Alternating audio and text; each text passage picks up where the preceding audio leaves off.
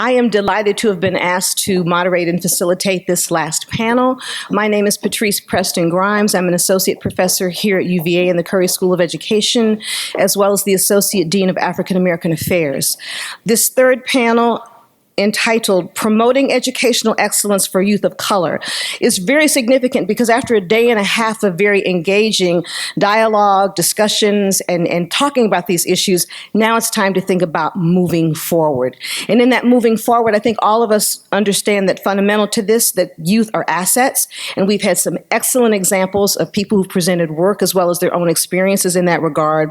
But it's also important that we acknowledge the barriers, and as our previous panelists said, not only is it a bottom-up, but it's a very much top-down process that has to work in tandem. And so hopefully today we will be inspired to act through research as well as practice, and definitely do things that are sustainable. So with that, we've asked three dynamic guests to be with us today. I appreciate their selection for this panel because they represent national and international interests. They've dealt with students locally as well. And I think the dynamic of these three is really going to be engaging. In that regard, our format's going to be a little bit different. Rather than having panelists have presentations with slides and so on, I'm going to introduce them. I'm going to pose a question. I'm going to ask each one of them if they want to respond to that question, and then allow the freedom for them to engage among one another. So hopefully this will be a conversation, and a conversation among our panel that will then, through questions with the audience, extend to you. So here we go. First, I'd like to introduce Bernard Hairston. And again, you can read their bios, but for people who may not have this information, he is with the Albemarle County Public Schools and the 100 Black Men of Central Virginia. And he's the Executive Director of Community Engagement in that particular realm.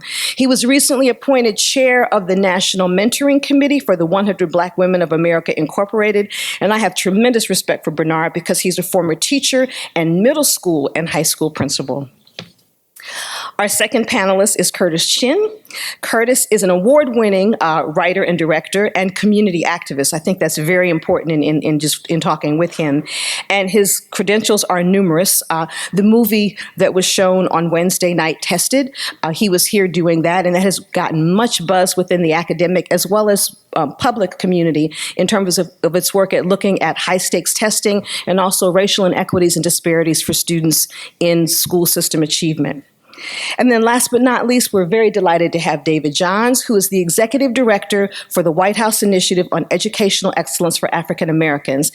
He has extensive and deep roots on Capitol Hill.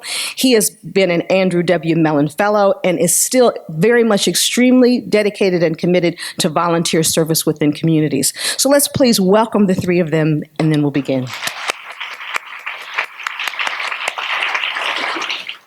So my first question to get our panel started in this realm is, from your perspective, what do you think it means, or what does it look like to promote educational excellence for youth of color? Now switching our conversation to looking at excellence specifically academically and moving forward. What does educational excellence for youth of color look like, or sound like, or mean to you in your realm? Dr. Hairston? Okay, good morning. I'm one of those folks who, I guess I'm so busy that I don't have a chance to take the time to know what I'm all about. I was looking at the program, and I'm honored to be an agent, a champion of change, so thank you. So I wear a lot of different hats. As an educator in this school division, Albemarle County Public Schools, I've been working with diversity for probably about the last 10 years. I've been an advocate of change, primarily working with African-American males in this community, starting programs to offset some of the challenges that they have. So when I look at that question about promoting excellence, to me it's about researching, it's about designing, it's about implementing a model that has shown parity in achievement outcomes. Parity in achievement outcomes before you can think about promoting excellence. You have to show the results before you can think about promoting. Sometimes we do things, kind of backwards. We start, before we can show that this is a workable program, we start promoting it. So as an educator, I'm still in that experimental stage in how you develop this whole thing of excellence on a large scale. I think I've identified excellence on that small scale, but rolling it out on a large scale, it's been a little challenging. So as an example, the last 8 years, so I've been a part of Albemarle County Public Schools effort of exploring and practicing a developmental model or several different models that are making a difference on that small scale, impacting a select group of K through 12 teachers to develop a broader understanding of what culturally responsive teaching is, how to apply those practices, keyword routinely, in their classrooms first, and to grow that commitment through a school-based professional development model. So when we look at programs in Albemarle County Public Schools, we have adopted Geneva Gay's definition of culturally responsive teaching. We've actually printed posters, made them available for every classroom with that definition, and we like it so much, and it says, it's simple. Culturally responsive teachers use the cultural knowledge, prior experiences,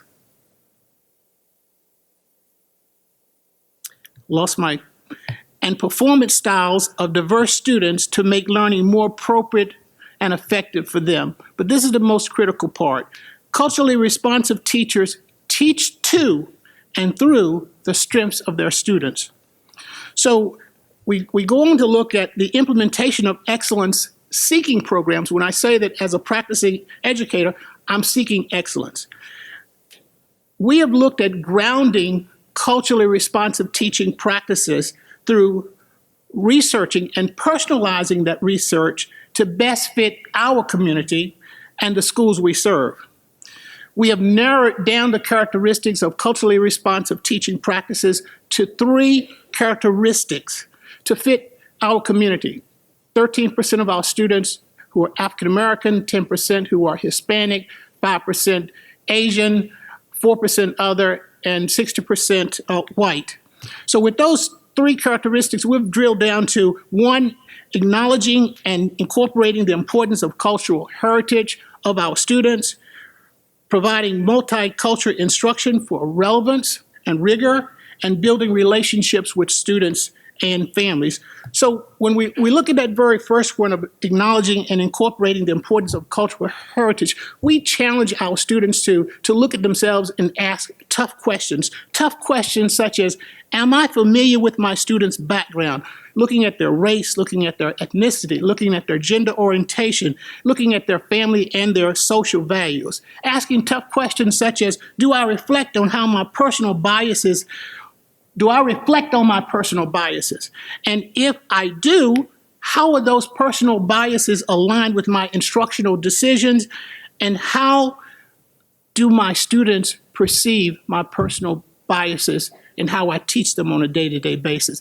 The whole objective there is for our teachers to become aware of their own culture and the impact it has had on their students. Sometimes it's positive, sometimes it's negative, sometimes it's neutral, and we want our teachers to then value and respect the diversity of the students sitting in front of them. And the second characteristic of providing multicultural instruction, it's important that relevance is first. If you get the relevance, then you can get the rigor. And we want our teachers to ask tough questions such as, do I take the time to assess the impact of specific instructional approaches on the various cultures in my classroom? Or asking those tough questions like, do I take the time to personalize and differentiate the instruction based on my students' backgrounds, their values, and beliefs? And then, do I really evaluate the impact of what I know about my students? And then that last component of building relationships with students and families, asking the tough questions. Do I strategically and proactively get to know my students and their parents? Am I routinely using what I know in the classroom to reach all of my students?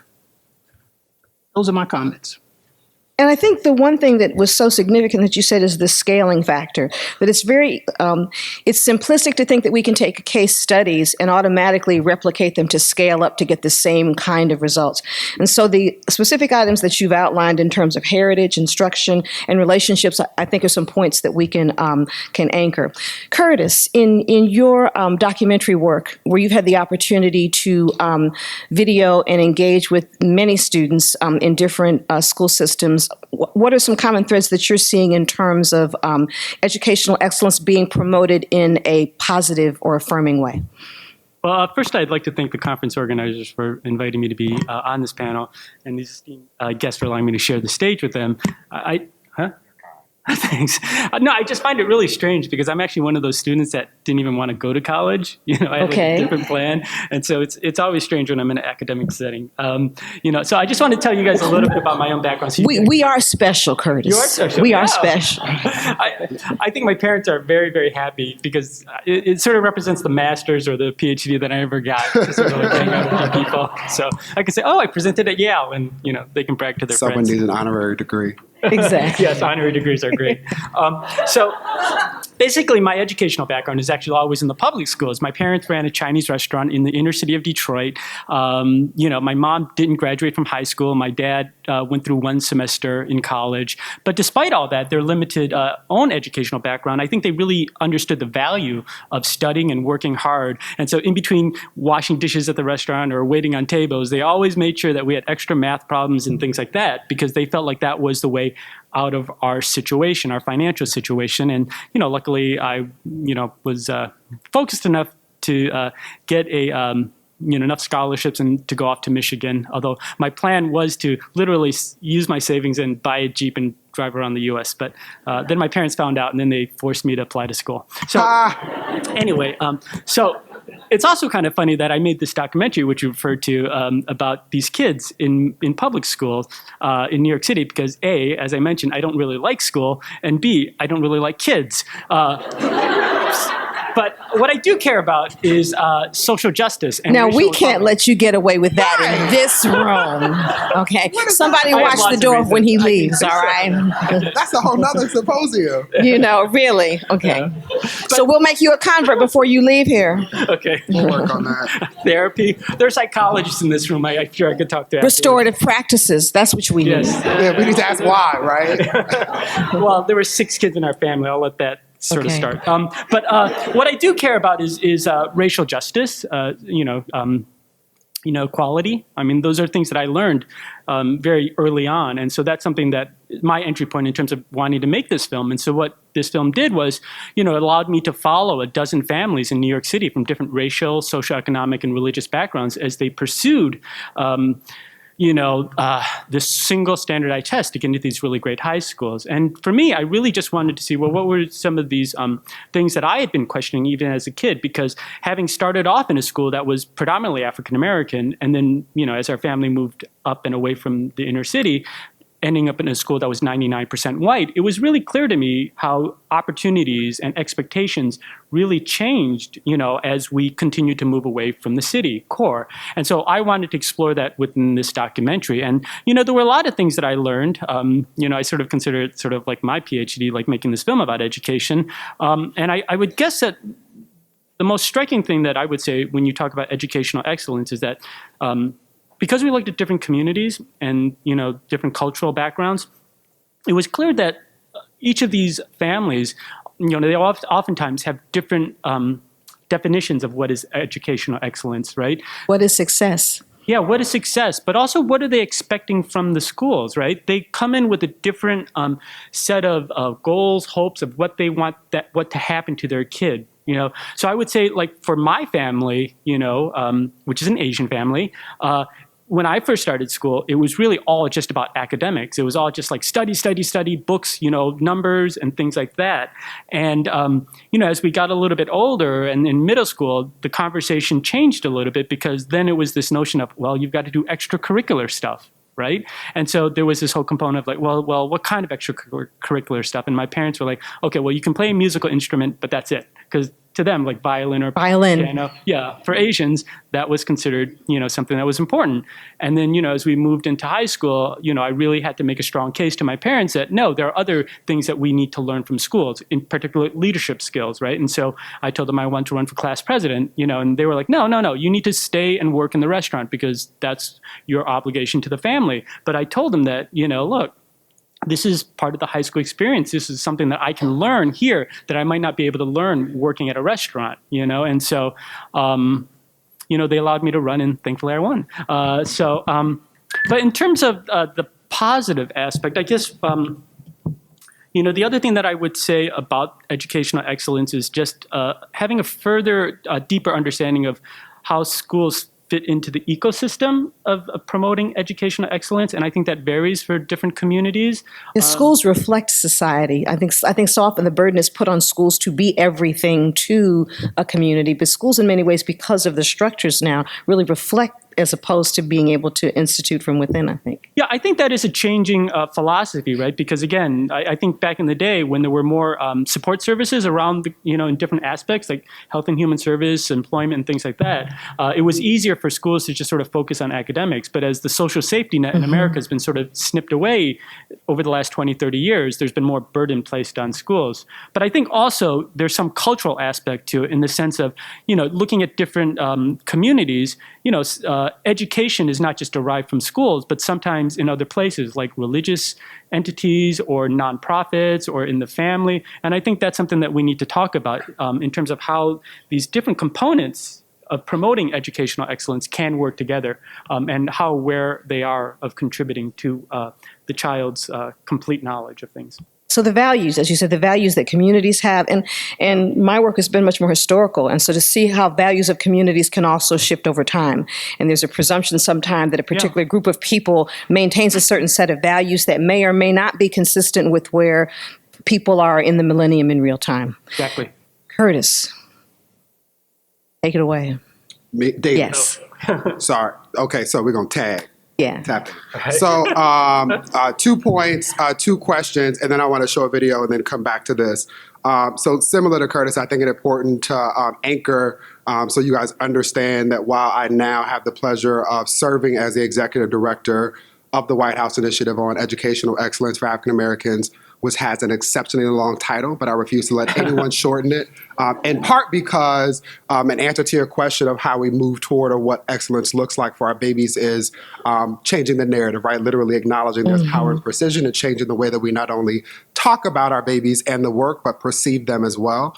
And so I am from Inglewood, California, the product of a non-nuclear family, a first-generation college graduate who now has 2 Ivy League degrees and has the experience of sitting in the seat, being a senior advisor to the Senate Committee on Health, Education, Labor, and Pensions, reauthorizing legislation that essentially manages all of the child welfare systems in this country, at the same time as I had a sister in Inglewood, California, being a beneficiary of that system, right? Having taught elementary school in Harlem, New York, I taught kindergarten where in 56 kids, in kindergarten there was not a single Black boy, right? At a point in time now which the president has a national campaign to highlight opportunities for us to address the unique challenges that face not only all of our students, but in particular, boys and men of color. And so 2 questions that have been asked that I want to respond to as I continue to, again, answer your first question about what excellence looks like is one, sort of Bernard asked a tough question. And the question I'd like for all of you to ask today is, are we worthy of our children? And not just our babies who show up and do the things that educators want us to do, right? Like do backflips down the library stacks and pick books up and then read them to you in multiple languages. But the kids who are sensitive enough to identify that the spaces they're in don't feel right and find ways to communicate often in ways that we, as was described previously by the panelists' wonderful job, end up pushing them out of those spaces as a result of. So that's the first question is, are we worthy of our children? Consistent with that, I asked that the next time you do this panel, even if it means you don't invite me, you allow a student to have this seat. The second thing is, what is success, right? I think this question of what are we expecting of our students, sometimes they make things more complicated than they need to be. This might be the kindergarten teacher in me. All schools have an obligation to, if nothing else, ensure that they reach the cognitive, social, and emotional needs of every individual student so that they can fully function in society, so they can thrive, right? And what's interesting about this is we've launched, and I want to just acknowledge one of the brightest students on this campus, Laura Mims, who served as a fellow in our office, and is the reason why I'm here. Lauren has led some amazing work, and within the last month at the White House, we launched a screening and discussion series. Again, leveraging that we like media, we Black and brown people, we as a country. So how can we use things like films, like The Rule, which is also included in our series, to be able to have some of these conversations? And one of the films in the series is called The Rule, and it's a film about a school in New Jersey, St. Benedict's Academy, which at one point in time served primarily working class and affluent whites, and then as the city changed, based on racial tension and riots, ended up serving African-American boys primarily. They then had to ask, how do we do the work of filling gaps and finding ways to address the fact that there's often discontinuity between that which African-Americans in New Jersey are experiencing in central cities and that which these monks who are coming from other spaces have known to be true. And essentially what they say is the following. Students need opportunities to practice, to cultivate skills, to do things like engage in civil discourse, right? So schools have the obligation to prepare students to be able to thrive. Can you play that video? So for anyone who's unfamiliar, this is part of a campaign called Because of Them We Can. I carry their products with me everywhere. But it reflects the story of three brothers from New Jersey who made a pact when they were younger to become doctors. And this campaign is significant because it puts babies in places where they're often not shown, and again talks to us about the power of acknowledging what Asa Hilliard often said, which is that I have never met a child who is not a genius. And there's no secret to how we support them, especially those who are often most neglected and ignored, right? The first thing is to acknowledge that they are human. And the second thing is to support them with love. And the sad reality is that in too many communities across this country, to this question about scale, a child's access to opportunity to literally be able to sit in a space like this is determined by code.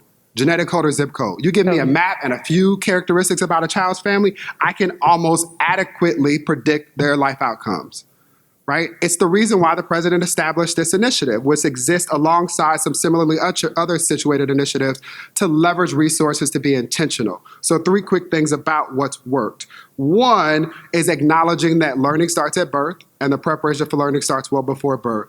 So we spend a lot of time talking about the need to ensure that all of our babies have access to high quality early education, programs, and support services. This is particularly important in the African American community where African American students and Latino students are most likely to not be in the spaces where they need to be developing the skills upon which the foundation that they develop all future learning and development will then take place.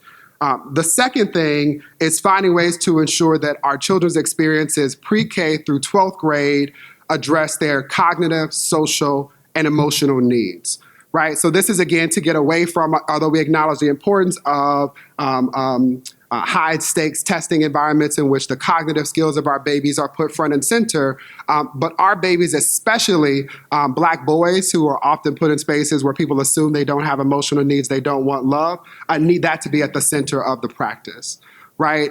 This is also true at a point in time in which we don't spend as much time as we should talking about the mental health needs of our babies, right? Especially those who are existing in a Black Lives Matter era, right? We'll say more about that later. The last thing is that it's essential for us to do 2 things at the same time. One is listen to our babies, and the other is to engage the village in this work, right? So it sounds really simple, but it's not. And I'll go back to where I started. Far too often, adults who find themselves engaged in the work of trying to improve education or support the development of our babies get into rooms like this and talk to one another. We reflect upon what it was like when we were younger and design solutions that we think might meet the needs of our students when we can just ask them themselves.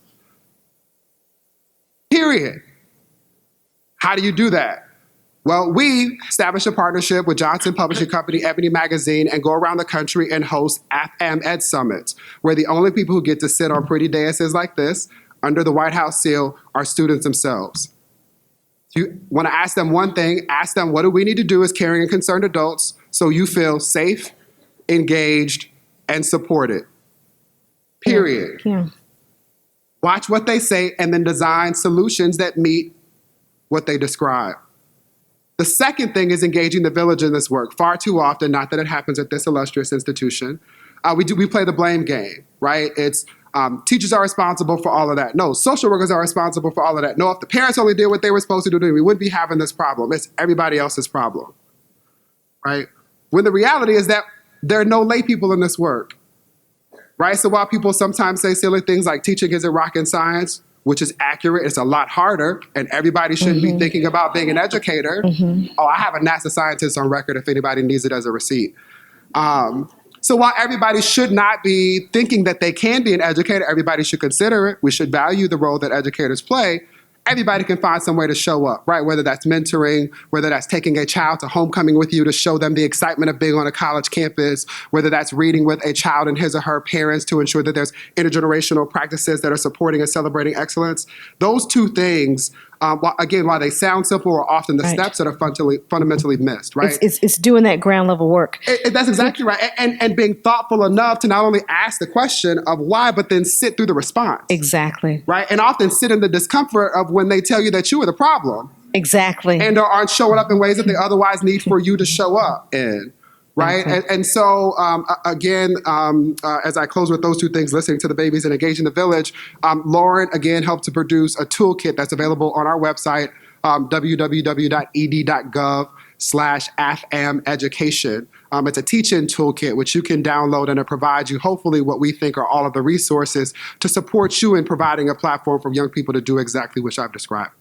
So I think that definitely leads us into the next area, because I'm thinking of Marian Wright Edelman, who founded the Children's Defense Network, specifically because she said kids can't vote. And so who's going to be their advocate? Who's going to be their champion? And what are the things that we can do? So I like your thrust of not focusing on the problems, because we want to focus on the agency. So given that, then, in your respective roles, what are the sorts of things that you think current decision makers and stakeholders can do to make this a reality? You've already given us some examples, David, in terms of listening and engaging the village. Bernard and Curtis, do you have anything in particular you'd like to add to that relative to your programs, or the things that you've seen where that engagement has then come to be, or things that you would like to see people or stakeholders do that you think could move the initiatives and things that you believe in forward? I'll quickly. Well, I think it was brought up in the earlier panel in terms of talking about the workforce, the people that we're entrusting to educate. The children, the students, it's vitally important that these teachers are aware of these students' lives, right? And so obviously diversifying it, making them more culturally sensitive, I think is something, that could go a long way to making sure well, I'll take a step back and just say, I think like with any type of new policy or new program, it's important that we do talk about structural racism and some of these larger issues, because whether it's the development of these ideas or the implementation, if they've been, I want to say compromised, but if they've, or somehow been affected by that, then it's really hard to see those things in practice, and have the desired outcome that you want. So I feel like, any type of changes that we want to make needs to have a broader discussion about, again, racism in this country. So, Bernard?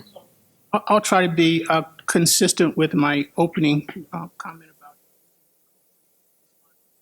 about as a model for seeking excellence. And so I suppose you start with establishing a system of schools, if you're working within a local school division, with staff who are trained as culturally proficient educators. And you start there with a vision. You start with leaders from your superintendent to your school board to your principals who buy in. Let me just, do we have any superintendents in the room?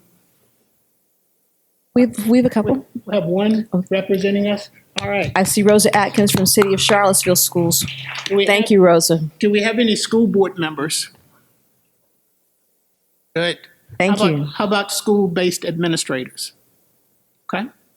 So when we talk about making a difference, let me just share just an example. So recently, I proposed a policy to our school board on equity education. And it started with this sort of language. The Albemarle County School Board believes that equity and opportunities and accessibility to our programs, services, and resources is critical to the achievement of all students.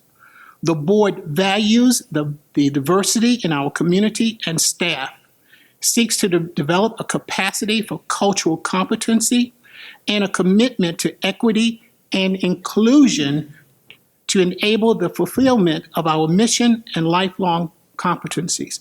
Then there was some stuff in between. And then I ended with this kind of an action. This is what must happen. The board shall oversee the implementation and impact of cultural competencies through A, approved staff development for all classified staff on equity and diversity, and for all administrators and teachers to ensure a more culturally relevant educational experience for students and improving student achievement. B, tracking of existing disparities based on past institutional practices to include, but not limited to, enrollment in certain classes, discipline, graduation rates, and gifted education. And third, a superintendent and school board diversity and equity advisory committee to review and provide division strategies for evaluation and accountability of related policies and procedures. Action step to make things happen from the top down. So I disagree with two things that were said. And again, I acknowledge there is power and precision. One, Bernard suggested that there are a set of schools that need to be established. And Curtis used the phrase culturally sensitive. We have to get out of the habit of talking about cultural competence as if it is distinguishable from being a good teacher or having sound pedagogy. You cannot be a good teacher if you are not culturally competent. And again, I say competent because I don't care about your sensitivities. I need you to be able to meet the individual needs that I have as a student. And this is a responsibility that all of our schools have, period. So as a developmental model seeking excellence, what we have in place are opportunities to create those cultural competencies of our staff. So for example, we have a model where we are certifying all of our teachers as culturally competent educators through a rubric that we have created.